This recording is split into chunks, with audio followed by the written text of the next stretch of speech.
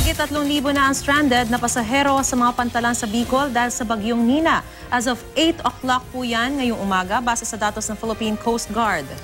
Sa Albay, stranded ang nasa 100 pasahero na bibiyahe sana Pacatanduanes kung saan inaasahang magla-landfall ang bagyo. Ang mainit na balita hatid ni Bam Alegre.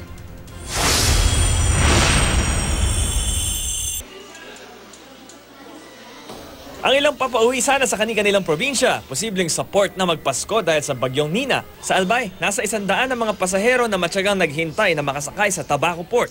Biyaheng Catanduanes sana sila, pero dahil may nakataas ng warning signal ang pag-asa roon, hindi na makabiyahe ang mga sasakyang pandagat. Si Aling Emerita Valdez, galing Pangasinan at uuwi sana sa Catanduanes para doon magpasko. First time ko lang, sir, eh. Pupunta doon. Eh di uwi na. Balik na lang. Pangasinan. Sa Sorsogon, mahigit 1,000 na ang stranded sa Matnog Port dahil sa masamang panahon. May panakanakang pag-ulan na nararanasan doon.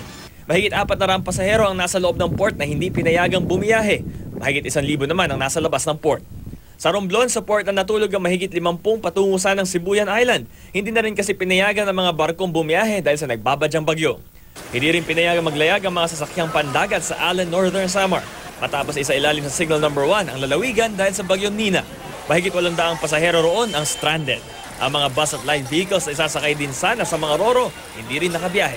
Medyo malungkot po kasi expected po namin. Nasa barko na kami kanina sa Montenegro Lines. Kaso biglang nag-announce ang pamunuan ng barko na hindi na raw makakalis. Bam Alegre, GMA News.